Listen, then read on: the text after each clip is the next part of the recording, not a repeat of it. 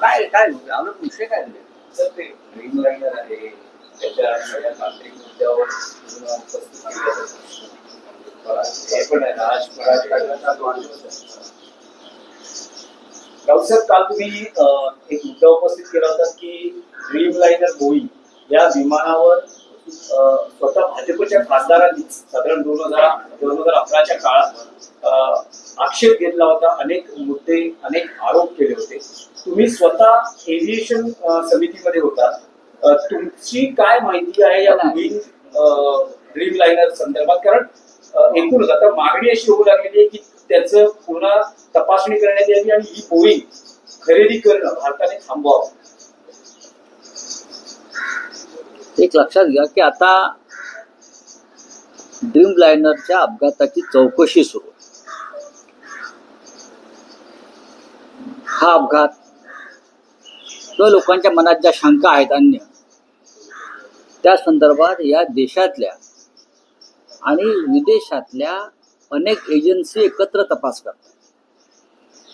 ब्रिटनचं पथक आलंय, पोर्तुगालचं पथक इथे आलेलं आहे, बोईंग अमेरिकेतून त्यांची काही टीम्स आलेल्या आहेत, आपल्या काही एजन्सी आहेत.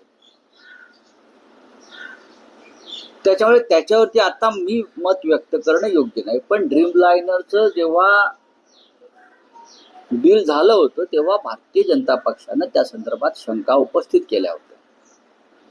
त्यांच्या क्षमतेविषयी, त्यांच्या इंजिनाविषयी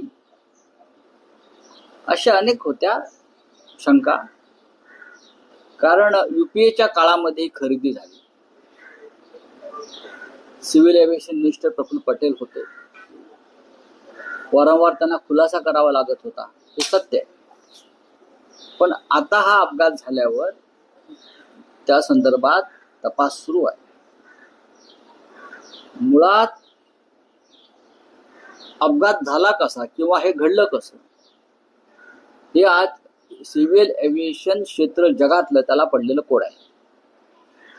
30 सेकंदामध्ये घडलं कसं, एकाच वेळेला 2 इंजिन बंद पडली कशी, कोणी सायबरच्या माध्यमातून ही हायजॅक केली का, असे अनेक प्रकार समोर येत आहेत.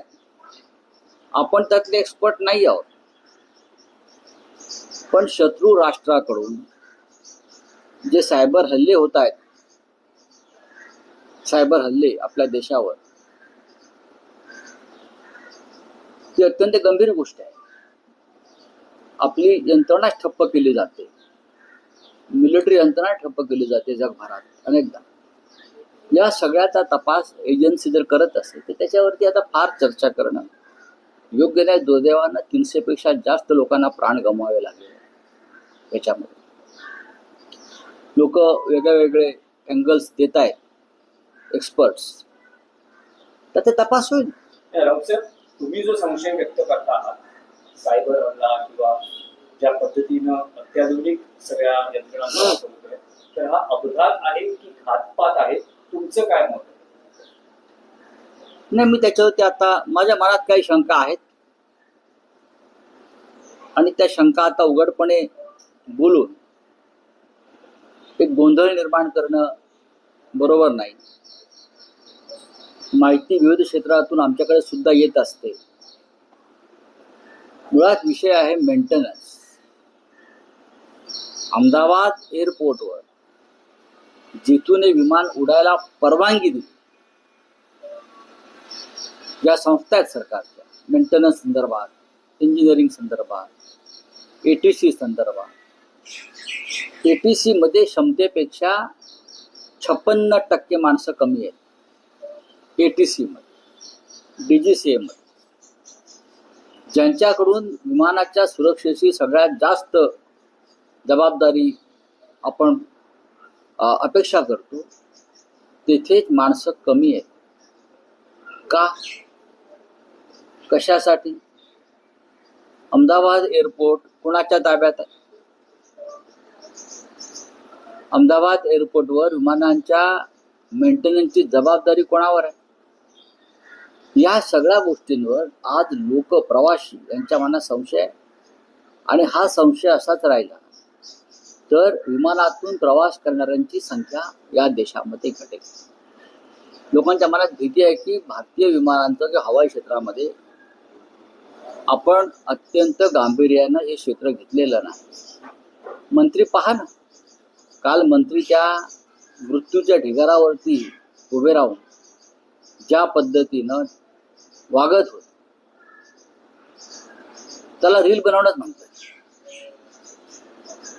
त्यांच्या कोणाच्याही चेहऱ्यावरती दुःखाचा लवलेच दिसत नव्हता. आम्ही अजूनही अस्वस्थ आहोत. महाराष्ट्रातले 20च्या आसपास लोक मरण पावले, अर्थात 300 लोकांचं दुःख आम्हाला आहे, पण आमच्या आसपास सुद्धा माणसं मृत्यू पावलेत या विमान अपघातामध्ये. पण सरकारला फार मोठा धक्का, आसपास सुद्धा माणसं मृत्यू पावलेत या विमान अपघातामध्ये. पण सरकारला फार मोठा धक्का बसलाय किंवा सरकारच्या डोळ्याच्या कडा ओलावल्या आहेत असं या क्षणी तरी दिसत नाही, अजिबात दिसत नाही. हे का? अहमदाबाद एअरपोर्ट हा केंद्रबिंदू आहे.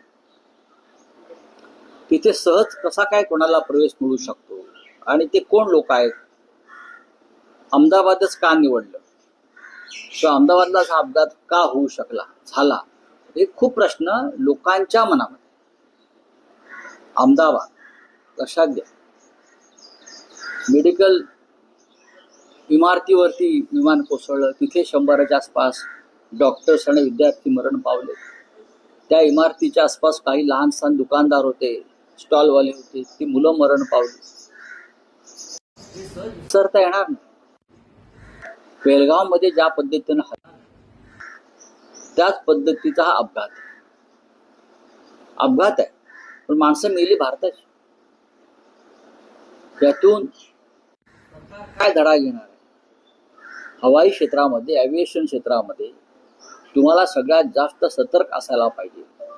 आपण एअर इंडियाचं खाजगीकरण करून आपल्याला जबाबदारी झटकता येणार नाही.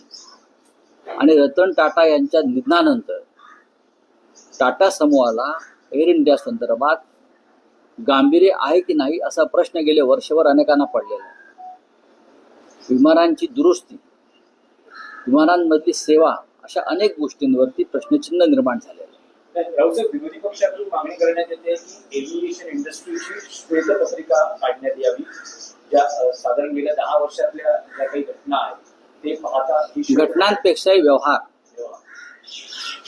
घटनांपेक्षाही व्यवहार एव्हिएशन इंडस्ट्रीमध्ये मग राफेल पासून सगळं झालंय. राफेल आलाय, अपाचे हेलिकॉप्टर्स आलेत, बरं का. या क्षेत्रामध्ये झालेला व्यवहार, याच्यावर्षी जर श्वेतपत्रिका काढण्याची मागणी विरोधी पक्षाने केली असेल तर ती योग्य. या क्षेत्रामध्ये सुद्धा उद्योगपतींची जी स्पर्धा सुरू आहे सध्या, कोणी कोणते एअरपोर्ट घ्यायचं आणि कोणी कोणती विमान कंपनी खरेदी करायची, या क्षेत्रावरती सुद्धा कब्जा मिळवण्याचा जो प्रयत्न सुरू आहे घाणेरडा, त्याची सुद्धा आता प्रवाशांना भीती वाटू लागली. महाराष्ट्रातल्या राजकारणाचा विषय आहे. राज ठाकरे, उद्धव ठाकरे एकत्रीकरणाच्या चर्चा सुरू असतानाच परवा मुख्यमंत्री देवेंद्र फडणवीस आणि मनसे अध्यक्ष राज ठाकरे यांची भेट झाली. त्यामुळे राज ठाकरे उद्धव ठाकरे एकत्रीकरणाच्या चर्चांना किंवा त्या प्रयत्नाला खीळ बसेल का किंवा तो प्रयत्न थांबेल का? मला असं वाटत नाही. देवेंद्र फडणवीस हा विषय वेगळा आहे. देवेंद्र फडणवीस हे गौतम अडाणी किंवा मुंबईतले उद्योगपती बिल्डर्स यांचे समर्थक आणि सरकारमधले मुख्य हस्तक आहे.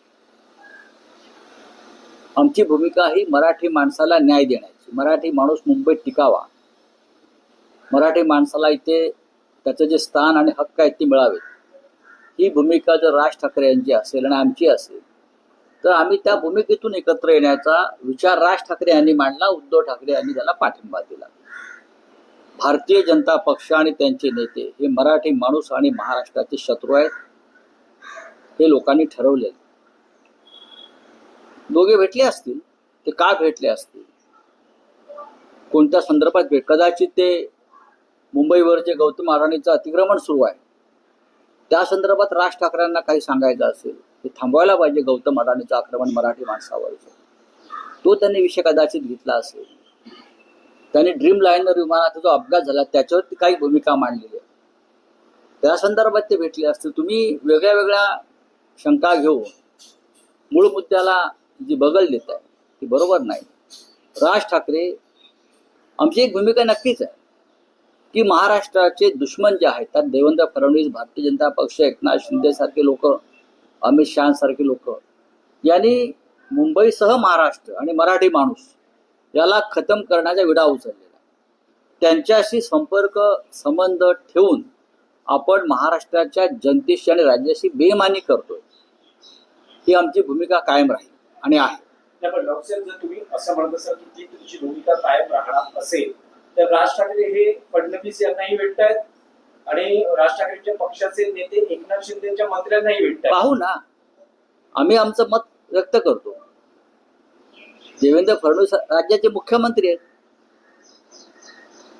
ते राज्याचे मुख्यमंत्री आहेत. राज ठाकरे आणि त्यांचा एकंदरीत जो गोतावळा आहे, काही इतर विषयांसंदर्भात ते भेटले असू शकतात. मी म्हटलं गौतम अडाणी संदर्भात भेटले असू. ज्या पद्धतीनं मुंबईचा घास गौतम अडाणीला गिळण्यासाठी फडणवीस मदत करतायत, त्या चिंतेतून ते भेटले असतील. तुम्ही अजूनही आशावादी आहात का? मी शेवटपर्यंत एकत्रीकरणामध्ये मराठी माणसाचं एकत्रीकरण यासाठी मी शेवटपर्यंत आम्ही सगळे आशावादी आहोत. शेवटच्या मिनिटापर्यंत आम्ही या भूमिकेत राहू की मुंबई परप्रांतीय उद्योगपती अशा पद्धतीने गिळत असतील आणि त्याला भारतीय जनता पक्ष, एकनाथ शिंदेसारखे लोक आर्थिक लोभापोटी मदत करत असतील तर सर्व मराठी नेत्यांनी, महाराष्ट्र अभिमान्यांनी एकत्र यावं, ही माननीय उद्धव ठाकरे आणि शिवसेनेची भूमिका कायम राहील. आज त्यांचा वाढदिवस आहे, तर या निमित्तानं माननीय राज ठाकरे यांना आमच्या शुभेच्छा आहेत. मनसे प्रमुखांना आमच्या मनापासून शुभेच्छा आहेत. शुभेच्छा कालही होत्या, आजही आहेत आणि उद्याही राहतील. धन्यवाद.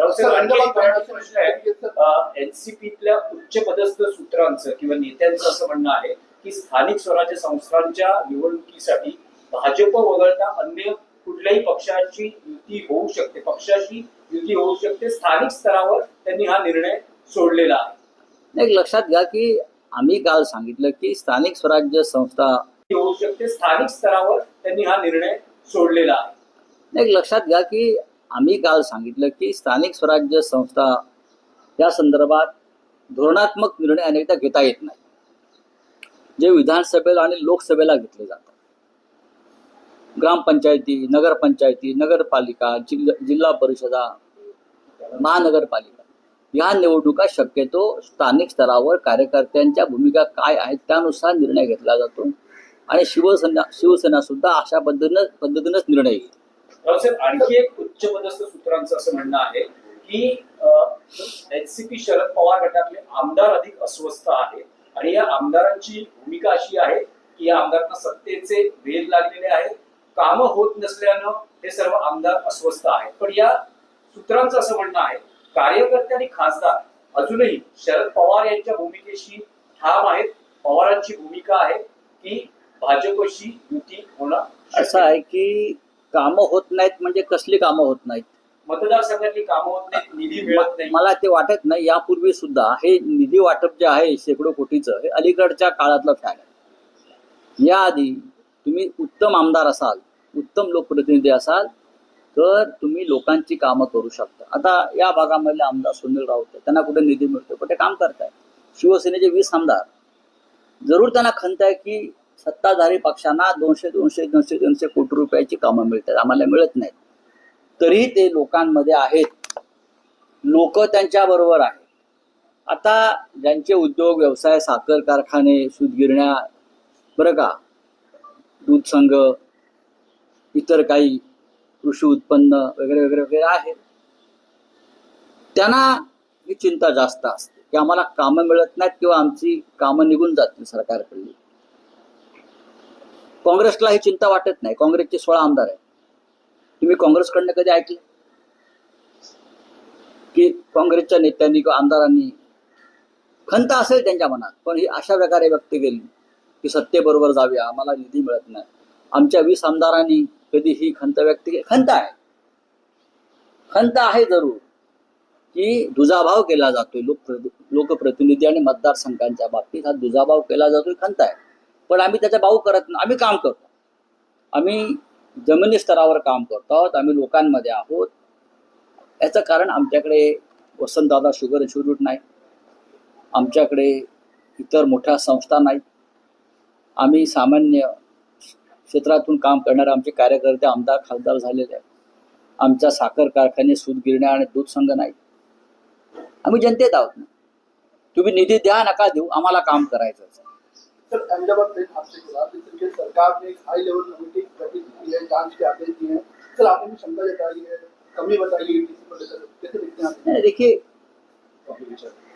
एक महत्वपूर्ण सेक्टर है सिविल एविएशन, लेकिन सरकार गंभीरता से उस पर नहीं देख रही.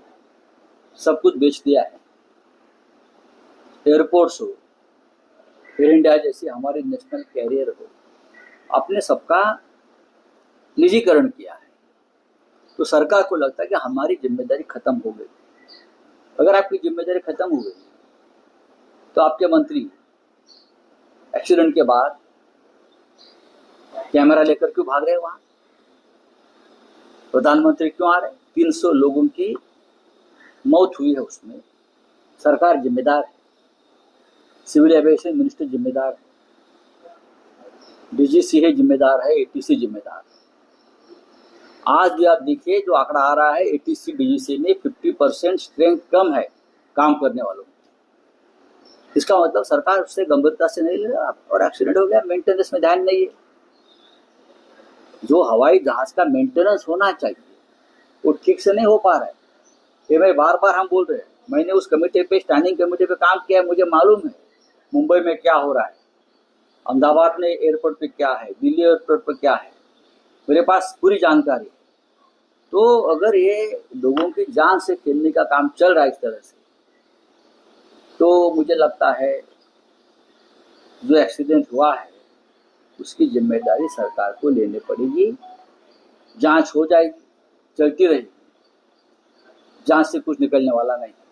निकालिए व्हाइट पेपर. 10 साल में एक्सीडेंट हुआ है, उसकी जिम्मेदारी सरकार को लेनी पड़ेगी. जांच हो जाएगी, चलती रहेगी, जांच से कुछ निकलने वाला नहीं. निकालिए व्हाइट पेपर. 10 साल में क्या हुआ है, पूरा एविएशन सेक्टर, चाहे राफेल हो, चाहे ड्रीमलाइनर हो, अपाची हो, जो खरीदी बिक्री हुई है सबका निकाल लीजिए. इंक्वायरी होनी चाहिए कि इंटरनेशनल प्रेशर है तो एविएशन मिनिस्टर की जो रेजिग्नेशन है वो लेनी चाहिए. आपको लगता है इस चीज को लेकर? देखिए, जिम्मेदारी कोई, बात ऐसी है कि यहाँ कोई जिम्मेदारी लेकर इस्तीफा देने के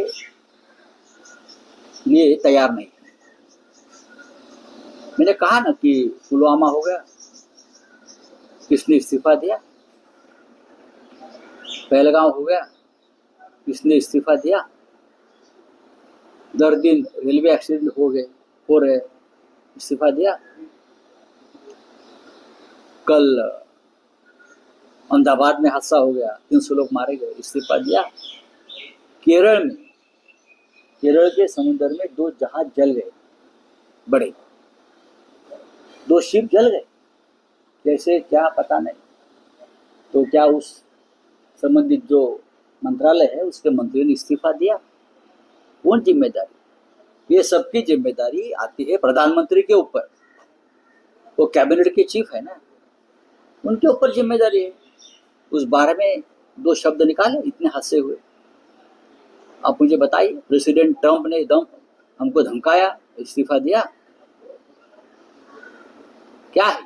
चलो thank you. Sir, Devendra Fadnavis ने मुलाकात की है, वहीं पर लोकसभा में आपने मुलाकात की थी, विधानसभा में भी इस तरीके से मुलाकात की थी। करने दीजिए, और साथ ही साथ राष्ट्र का करने दीजिए, कोई फर्क नहीं पड़ता है। माहौल बनाना चाहते हैं लोग, देवेंद्र फडणवीस। लेकिन मैं बार बार कहता हूँ, देवेंद्र फडणवीस चाहे राज्य के मुख्यमंत्री हो, महाराष्ट्र की जो दुर्गति हुई है, मुंबई में मराठी मानुष की जो दुर्गति हुई है, उसके लिए देवेंद्र फडणवीस जिम्मेदार है। सर, शरद पवार ने कहा है कि बीजेपी को हराने के लिए जिससे भी युति कर सकते हैं। आपके मन से भी जुड़ रहा है सर। अच्छी बात है, बीजेपी के हराने की बात पवार साहब कह रहे हैं, तो हम उनका स्वागत करेंगे।